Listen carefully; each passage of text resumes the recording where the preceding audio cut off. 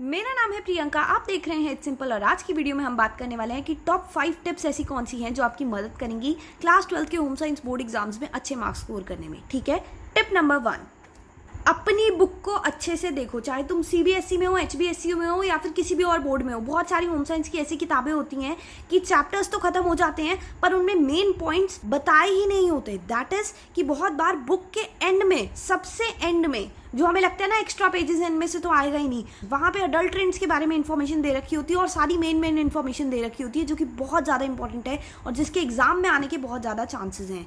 तो एक तो टॉपिक यही हो गया अडल्ट ट्रेंड्स वाला, जो अक्सर आता ही आता है बोर्ड एग्जाम में कि केसरी दाल में किस चीज़ की अडल्ट्रेशन की जाती है, मैटरनल ले लो या फिर राइस में, मिल्क में। तो पहली चीज़ तो यही होगा कि अडल्ट्रेंट्स वाला टॉपिक बहुत ज़्यादा इंपॉर्टेंट है, सुपर इंपॉर्टेंट है, डेफिनेटली आता ही आता है मोस्टली एग्जाम में, राइट। तो वो सिर्फ इस तरीके से नहीं पूछेंगे कि केसरी दाल में किस चीज़ की अडल्ट्रेंट की जा सकती है, क्वेश्चन घुमा के भी पूछ सकते हैं कि मैटरनल येलो जो होता है वो अडल्ट्रेंट तो है पर उसे किन किन चीज़ों में यूज़ किया जाता है, कि उससे किन किन चीज़ों में अडल्ट्रेशन की जाती है, राइट। तो तुम्हें अडल्ट्रेंट्स और उन्हें किन चीज़ों में मिलाया जाता है, सारी चीज़ें अच्छे से याद होनी चाहिए क्योंकि ये बहुत ज़्यादा इंपॉर्टेंट टॉपिक है। ठीक है, टिप नंबर 2, केयर लेबल्स। बहुत बच्चे कहते हैं हमारी बुक में तो है ही नहीं, हमारे सिलेबस में तो है ही नहीं, हमें बताया ही नहीं है, हमारी बुक में नहीं है, प्रिंटेड नहीं है तो आएगा नहीं। ऐसा नहीं है, केयर लेबल्स बहुत बार आता है एग्जाम में और कहीं केसेस ऐसे भी देखे गए हैं जिनमें सिलेबस में नहीं था फिर भी आया है। केयर लेबल एक ऐसा इंपॉर्टेंट टॉपिक है जो तुम्हें करके ही जाना है चाहे कुछ हो जाए। उसका डायग्राम भी बनाना आना चाहिए और उस केयर लेबल का नाम भी।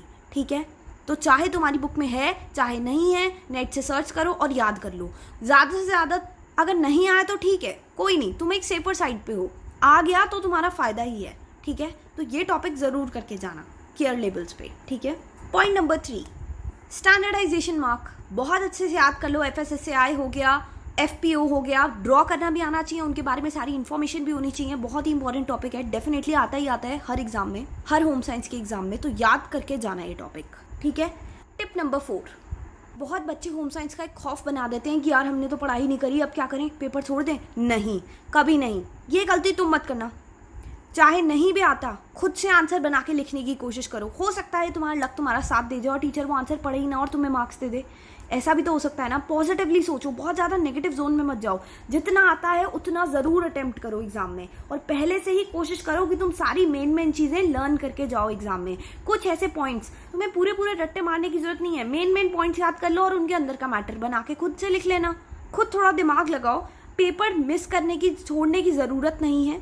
प्री बोर्ड के ज़रूर देना, उससे तुम्हारा कॉन्फिडेंस बिल्डअप होगा और तुम्हें समझ आएगा कि होम साइंस में बहुत ज़्यादा ही लीनियंट चेकिंग होती है और तुम्हें डेफिनेटली बहुत अच्छे मार्क्स मिल जाएंगे बड़े आराम से, अगर तुम थोड़ा बहुत भी अप टू द मार्क लिखोगे तो भी। ठीक है, टिप नंबर 5, होम साइंस के प्रैक्टिकल मत मिस करना, बहुत ज़्यादा स्कोरिंग होते हैं और डेफिनेटली एग्जाम से पहले रिविजन करके जाना क्योंकि उसी से तुम्हारे कॉन्सेप्ट स्ट्रांग होंगे और तुम्हारे एग्जाम में मार्क्स आने के चांसेस बढ़ जाएंगे। क्योंकि जब हम रिवीजन करके जाते हैं तो एक कॉन्फिडेंस भी मिलता है और साथ ही साथ ऐसा होता है कि हम भूलते नहीं है चीज़ों को। नहीं तो एग्जाम में जाके बहुत बार ऐसा हो रहा होता है कि पढ़ा तो था पर याद नहीं आ रहा। तो ये बेस्ट है कि अच्छे से सारी चीज़ों को रिवाइज करके जाओ और स्पेसिफिकली मेन पॉइंट्स की जो तुम्हें लगता है कि आएंगे ही आएंगे, कुछ ऐसे क्वेश्चंस, उनको लिख के प्रैक्टिस कर सकते हो तुम और एक अलग सी कॉपी में उन सारे क्वेश्चंस को लिख सकते हो। अगर 5-6 ऐसे गिने चुने क्वेश्चन जो तुम्हें लगता है कि आएंगे ही आएंगे तो उन्हें अलग से एक कॉपी में लिख सकते हो ताकि एग्जाम से 1 आवर पहले तुम वो चीज़ें रिवाइज कर पाओ, 5-6 क्वेश्चन, राइट। और बहुत ज़्यादा स्ट्रेस लेने की ज़रूरत नहीं है, बहुत ईजी एग्जाम होगा, इतना कोई बहुत ज़्यादा डिफिकल्ट नहीं होगा। नहीं आता हो तो अटेम्प्ट ज़रूर करना और कोई भी क्वेश्चन छोड़ के मत आना और एक पॉजिटिव माइंडसेट के साथ जाओ एग्जाम में। नेगेटिव बिल्कुल भी मत रहना कि यार पता नहीं कैसा होगा पेपर, हमने तो पढ़ा नहीं है, पिछले साल ये वाले क्वेश्चन आए थे। सारी बातों को भूल जाओ, अभी सिर्फ अपने लक्ष्य पे फोकस करो, अपनी गोल की तरफ ध्यान दो। सिर्फ तुम्हारा फोकस तुम्हारे एग्जाम पे होना चाहिए और किसी भी और चीज़ पे नहीं। ठीक है, और एक बात ज़रूर याद रखना कि अगर तुम अटेम्प्ट करोगे तो फिर भी टीचर तुम्हें मार्क्स दे देंगे।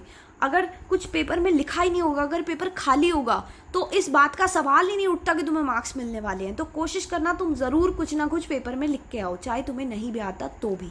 ठीक है, तो ये वीडियो यहीं पे समाप्त होती है।